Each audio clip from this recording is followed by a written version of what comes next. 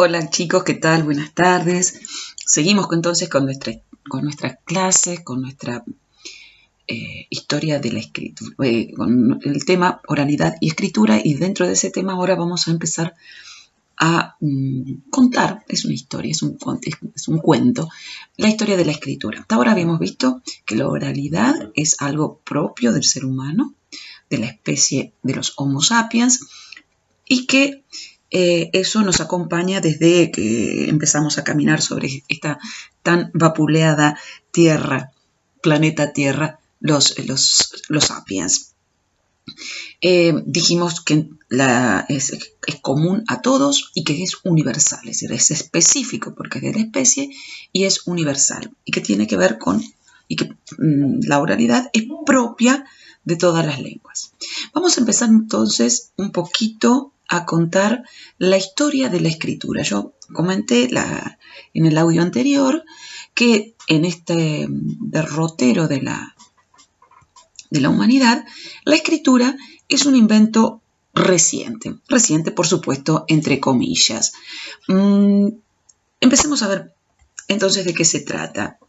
La escritura es un sistema secundario. ¿Qué quiere decir la idea de secundario? Dos cosas. Por un lado quiere decir que apareció en segundo lugar. La oralidad aparece primero y la escritura aparece luego. Eso en ese sentido sería secundario en el tiempo.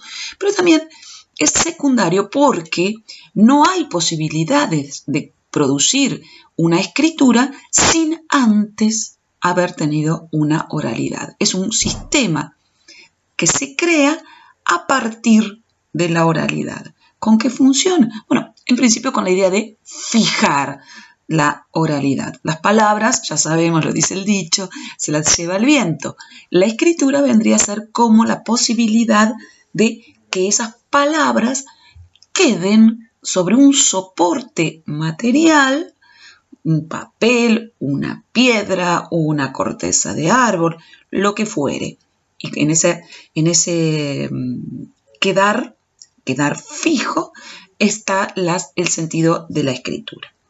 Veamos, la escritura tal como la conocemos ahora, como está aquí en esta parte de la diapositiva, también atravesó un proceso. Podemos decir que apareció en un momento determinado, eso ya lo habíamos mencionado, alrededor del año 3500 antes de Cristo. Pero vamos a ver entonces los intentos previos, es una forma de decir.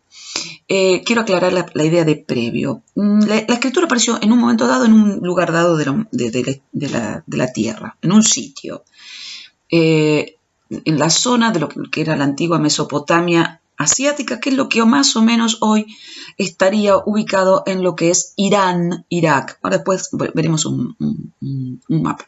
Apareció entonces en esa zona, la Mesopotamia asiática, 3500 años antes de Cristo. Lo que no quiere decir que de golpe todo el mundo empezó a escribir. En ese lugar apareció ahí. Yo les comenté que los incas, muchos siglos después, ya en el momento de la conquista española, todavía no tenían escritura, es decir, que se desarrolló en un lugar en un momento y que eso no significó que en otros lugares también estuviera y que no hubiera estos antecedentes de la escritura, estuvieran en otros lugares en mucho tiempo después de que ya hubiera estado inventada. Vamos entonces, las primeras formas de escritura, que son primeras porque aparecieron primeras, pero todavía existen, son las que se llaman pictogramas. Los pictogramas se caracterizan por ser representación de objetos. Ustedes ven aquí en estas fotos, tenemos las famosas cuevas de las manos, están en el sur, en la zona de la Patagonia, pero también están en Altamira, en la zona de España, el norte de España. Es decir, yo veo manos. El dibujo representa una mano, se representa un objeto. Este tipo de pinturas, que también aparecían en los fondos de las cuevas, son ciervos, ¿no? Animales por lo menos con cornamenta. Pongámosle ciervos, acá habría una especie de, tal vez caballo, pero se parecen. Hoy No sabemos qué quisieron representar aquellos antepasados nuestros cuando pusieron las manos, pero sabemos positivamente que son manos. No sabemos qué quisieron decir cuando pintaron estos ciervos, pues presumiblemente fue una escena de caza, de cacería, ¿no? Es decir, el dibujo se parece al objeto que quiere representar. Nosotros seguimos teniendo pictogramas en nuestra cultura. Tenemos formas de escritura pictográfica en nuestra cultura. Estos son unos pocos ejemplos, pero de estos pueden encontrar, y seguramente ustedes me van a saber decir, hay millones dando vueltas, ¿no? Seguimos manteniendo la idea del pictograma. El pictograma sigue funcionando y mucho en nuestra cultura. La segunda forma de escritura que apareció fue la llamada ideográfica. Insisto, segunda porque vino después, pero mientras había ideogramas no quiere decir que se abandonaron los pictogramas, de hecho ya lo vimos. Y los ideogramas también siguen siendo parte de nuestra cultura. Tenemos aquí unos pictogramas, esto presumiblemente chinos. ¿Qué pasó? Unos ideogramas.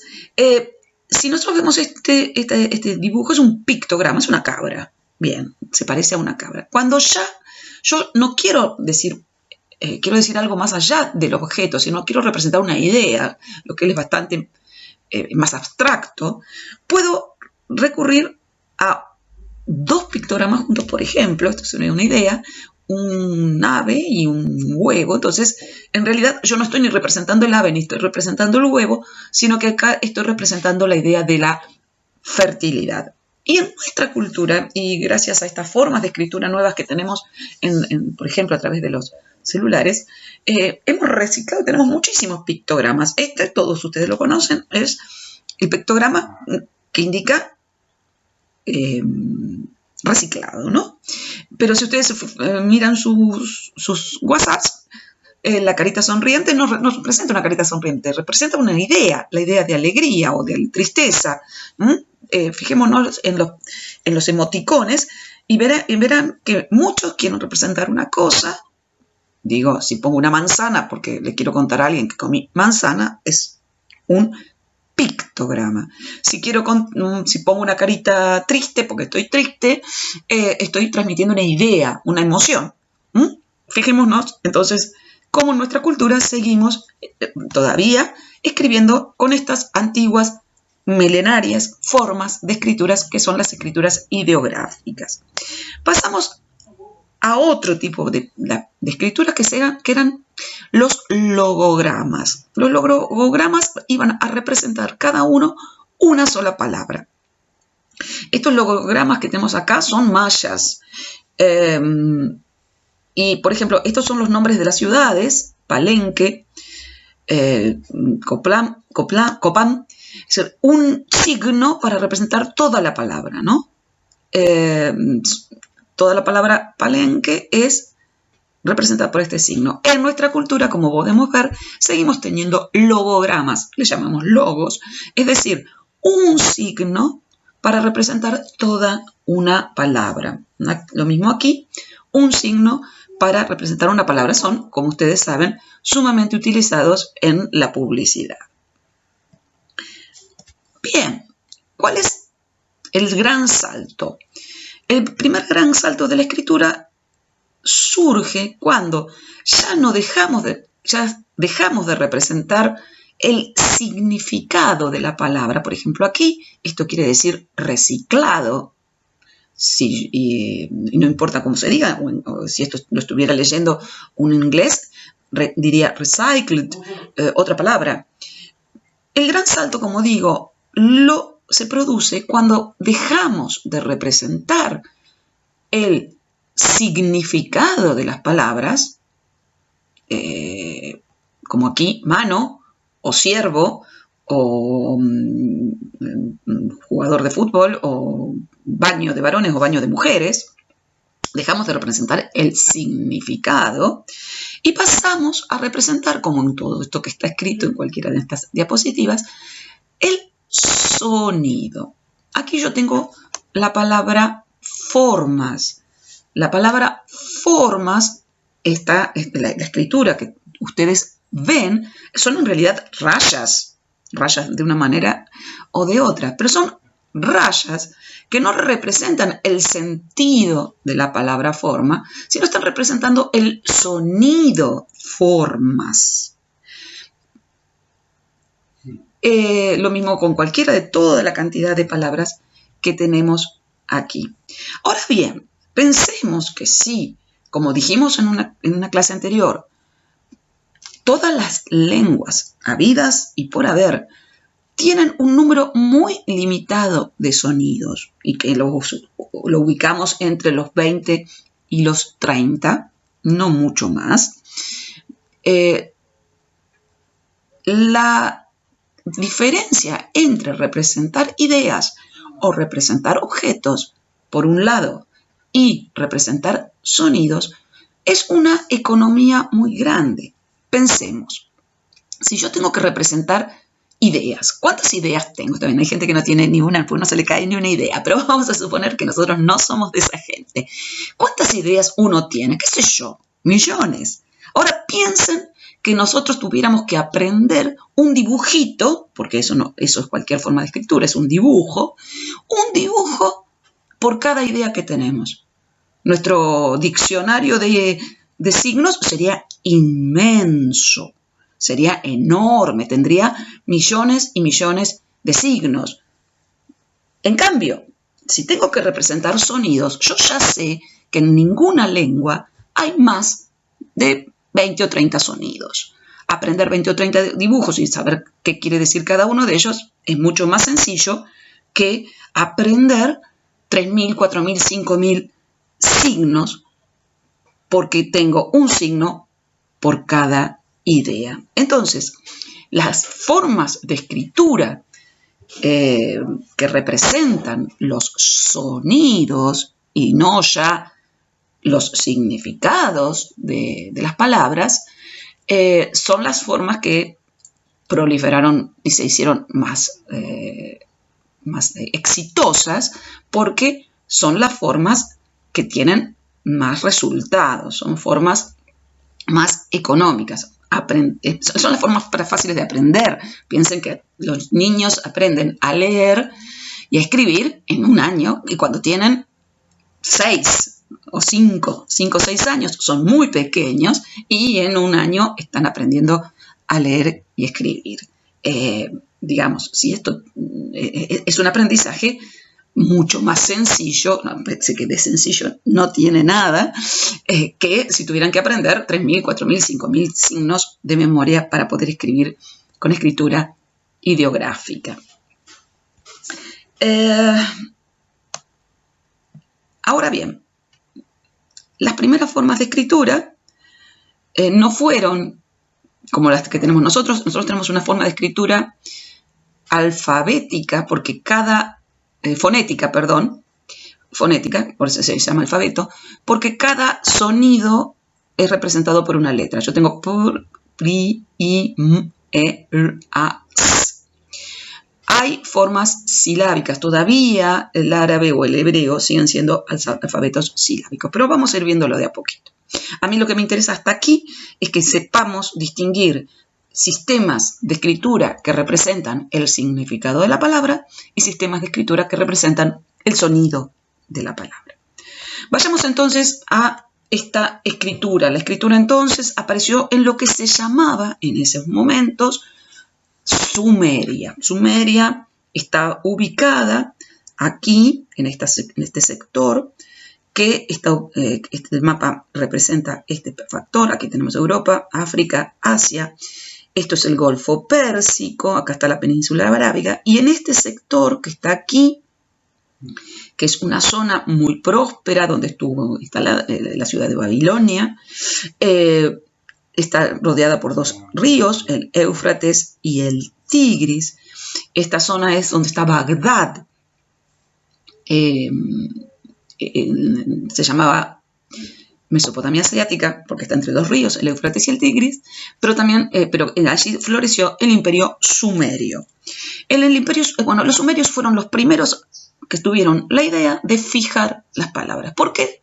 Porque se supone los sumerios tuvieron en ese momento una gran cosecha, un gran superávit, tenían, pongámosle, una gran cosecha y teníamos guardado granos para subsistir durante mucho tiempo. Esos granos estaban almacenados, pero había que contarlos, saber cuánto había, cuánto se llevaba uno, cuánto me prestabas, cuánto me devolvías. Entonces, eso se puede hacer de memoria, pero tiene sus problemas y ya lo sabemos todo. Cuánto te llevaste, cuánto me prestaste, suele ser el inicio de una pelea normalmente. Así que imagínense que estos sumerios deben haber tenido esas peleas. Y entonces se les ocurrió que lo mejor que había que hacer era fijar esos datos. Es decir, dicho en términos más académicos, la escritura nació con fines contables, de la contabilidad, de llevar la contabilidad de las cuestiones. Obviamente no todos sabían leer y escribir, obviamente esta era una herramienta solo para algunos, para quienes tenían el control de los depósitos, por ejemplo, o de los silos, o de los lugares donde se almacenaba, ¿no? Se almacenaban productos. Por eso mucha gente supone que la escritura nace con fines religiosos y de ninguna manera. Nace con un fin económico, mercantilista, comercial, y como tal se mantuvo como parte del oficio de algunos, de muy pocas personas. Después comienza a expandir. Ahora, la primera escritura fue la que hicieron los sumerios. ¿En qué escribían los sumerios? Bueno, pictogramas, ideogramas y demás se han ido haciendo ¿sobre qué? Sobre corteza de árbol. No sé, supongo que todavía los enamorados siguen escribiendo sus nombres en las cortezas de los árboles, aunque ahora la conciencia ecológica es muy grande.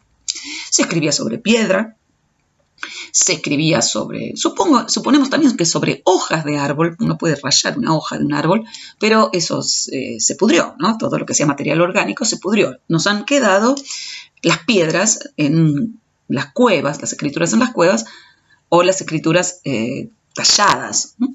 Las escrituras en las cuevas, les digo, se escribía con tinta, ¿no? Están hechas las manos, la cueva de las manos, las pinturas de cacerías están hechas con tintas de vegetales. Se han conservado en el fondo de cuevas porque han sido lugares secos. Pero lo demás se ha podrido. Bueno, suponemos que se ha escrito en eso.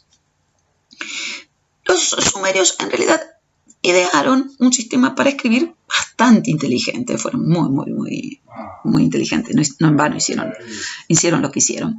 La escritura se llamó escritura cuneiforme. ¿Por qué? Porque tenía forma de cuña. Esta es la escritura sumeria. ¿Ven que tiene con forma de cuña? ¿Y por qué? Porque la hacían sobre unas tablillas de arcilla, como si dijéramos ladrillos finitos, pequeñas baldosas de arcilla, cerámica. Ustedes han visto la cerámica o el ladrillo, todos sabemos que es barro, agua y tierra. Es un soporte bastante barato y económico porque hay por todos lados. Tierra hay por todos lados. Piedra por ahí, si estamos en una región como la nuestra, que es una región llana, no tenemos piedra, es difícil. Tenemos que ir a buscarla, tenemos que comprarla, tenemos que canjeársela a alguien. Entonces, bueno, para los sumerios la tablilla de arcilla era bastante más económica, ¿no? O sea, si ustedes saben porque la arcilla blanda se puede rayar con un punzón. Eso es lo que hacían, acá tienen la cuñita, eso es lo que hacían los sumerios, rayaban la tableta de arcilla cuando estaba fresca, después se cocinaba o se secaba. Y ya teníamos la escritura. Esa escritura se llamó cuneiforme y fue de las primeras escrituras de la humanidad. Después muchas otras culturas adoptaron el alfabeto cuneiforme. Si ustedes miran aquí, tenemos como una evolución. Empezamos teniendo un signo. Esto es un pictograma que representa una estrella. Y en algún momento, mientras el pictograma, ya sabemos, no avanza mucho. ¿Qué pasó? ¿Qué se les ocurrió a los sumerios y por qué fue tan positivo su invento? En lugar de representar la estrella, dijeron, ¿y qué tal si usamos el pictograma de la estrella para la primera letra? E. Y ya sabemos que, entonces, este pictograma solo nos servirá para representar estrellas. Pero si yo quiero, supongamos, representar enfermeras, no me sirve. No me sirve en tanto yo no use, por ejemplo, el pictograma, el dibujo de la estrella para representar la letra E. Entonces yo ya tengo la posibilidad de usarla para representar estrella, enfermera, no sé, enano, elefante o lo que quiera que tenga la letra E. Ese es más o menos el proceso, ¿no? Con la palabra estrella, porque yo no sé cómo se decía estrella en sumerio, ¿no? Después se fue simplificando y tenemos esta letra. Entonces salimos del pictograma hacia la letra. Que no sé qué quiere decir porque no conozco el alfabeto el sumerio. Bien, este fue uno de los primerísimos. También, por la misma época en que los sumerios estaban inventando la escritura, también empezaron a desarrollar sistemas de escritura los chinos y los egipcios. Los chinos siguen trabajando con una escritura de tipo ideográfica, es decir, que no llegamos a este nivel. Y lo de los egipcios no es muy difícil de determinar porque el sistema egipcio no fue totalmente. Tenían tres sistemas de escritura, es un sistema bastante más complejo. El asunto entonces es que las primeras escrituras fueron la sumeria, la china y la egipcia. Los primeros alfabetos, entonces, luego del alfabeto sumérico, representaban sonidos consonánticos, representaban solamente la sílaba. Y recién los griegos en el siglo VIII, antes de Cristo, mucho tiempo después, fueron los que representaron los que incorporaron las vocales. El alfabeto que habían inventado los sumerios lo tomaron los fenicios y lo simplificaron y lo diseminaron por todo el mundo europeo y de Asia Menor, que era el mundo civilizado, entre comillas, en esos momentos. Los fenicios eran grandes comerciantes, entonces les venía muy bien el alfabeto para la comercialización, y como andaban por todo el mundo, eran grandes navegantes, lo diseminaron. Lo llegaron a Grecia y los griegos le pusieron las vocales. Este es el alfabeto griego que nosotros usamos mucho para matemáticas, ¿verdad? Las primeras escrituras no se hacían como las hacemos nosotros, que lo estamos haciendo al revés. Se hacían de derecha a izquierda. Iban al revés. No, en realidad vamos a decir las cosas como son. Nosotros vamos al revés. Después se fue cambiando. Aún hoy el árabe clásico, el árabe escribe de derecha a izquierda. ¿En qué se escribía? Bueno, como ya sabemos, acá tenemos una tableta de arcilla sumeria. Se podía escribir sobre piedra, como tenemos aquí. Se podría escribir sobre papiro, que era una especie de papel fabricado con una caña que crecía a orillas del río Nilo, es decir, que había sobre el Nilo. Y se escribía sobre pergamino. El pergamino era en realidad cuero tratado y quedaba como una especie de hoja finita, como una badana, y sobre esa se escribía. El papel es un invento chino, como todos los grandes inventos, incluido el coronavirus, y apareció en el siglo VIII después de Cristo. Un invento relativamente moderno. Si se fijan aquí, esta señora estará leyendo en un papiro o en un pergamino. Teníamos el problema que el papiro o el pergamino, cuero o papiro, que es una especie de papel, se tenía que enrollar. Entonces, cuando nosotros, acá tenemos todas figuritas, dibujos antiguos, para enrollado había que sostenerlo leyendo con las dos manos, porque no se doblara, o incluso como este señor este es un señor moderno que ha descubierto un pergamino muy antiguo, si era muy largo, teníamos que apoyarlo sobre algo para poder leer. Entonces, los primeros, después de las tabletas o de las piedras, los primeros libros se enrollaban. En la Edad Media, mucho tiempo después de todo esto que estamos diciendo, apareció el libro con el formato que nosotros conocemos y se llamó Codex o Códice. En la Edad Media, ya estamos después de Cristo, más o menos 7, 8, se escribía todo corrido. Aquí tenemos esta. Y esto hacía que las cosas fueran bastante difíciles de leer. Si ustedes quieren saber qué dice este texto, van a tener que presumiblemente leerlo en voz alta, porque los espacios en blanco no estaban. Recién, ¿qué se hacía? Fíjense, si ustedes ven acá, entre palabra y palabra, a veces se ponía un puntito. Acá están los puntitos, como para indicar que acá terminaba la palabra o terminaba la oración. Ese es el inicio de los otros signos de puntuación, pero no aparecen sino mucho tiempo después de inventada la escritura. Y todo esto todos estos libros, por supuesto, se escribían a mano y había que escribirlos uno por uno.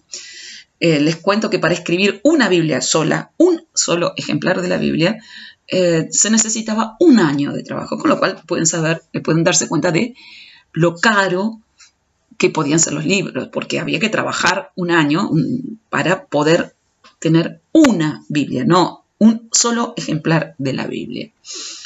Esto todo cambia cuando aparece la imprenta. Alrededor de 1450 la inventan los hermanos Gutenberg, que eran unos imprenteros alemanes, Johannes y el otro, no me acuerdo en este momento, se me fue el nombre.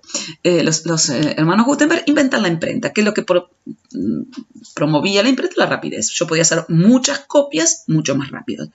En lugar de tardar 1 año para tener un solo ejemplar de la Biblia, lo que podíamos hacer era producir en masa. Esto significa que hubo más libros para más cantidad de gente. Entonces, la lectura y la escritura empezaron a avanzar hacia la población, porque mientras todo esto se hacía a mano, eran carísimos los libros y solamente muy pocas personas podían tener uno. Y entonces tenemos que todo esto, esta era Gutenberg, que estamos contando, desde que empezó en 1450, hace una gran nueva revolución hacia los años 1960, cuando aparece la pantalla. Y la pantalla es en donde estamos en estos días, más que nunca, celebrando nuestra reunión con la palabra. En resumen, 3 grandes revoluciones de la palabra. La primera es la aparición de la escritura. Es una tecnología. La aparición de la escritura es una tecnología. La segunda gran revolución de la palabra, otra revolución tecnológica, es la aparición de la imprenta, en 1450, más o menos. Esa C quiere decir cerca de, porque no hay una fecha exacta. Y la tercera revolución de la palabra es la aparición de las pantallas y la posibilidad de escribir en pantallas. Bueno, terminamos aquí y lo que les voy a pedir es que traten de revisar esta historia de la palabra, de la escritura, y marcar los hitos esenciales para tratar de ver cuáles son. Nos vemos. Un beso con el codo.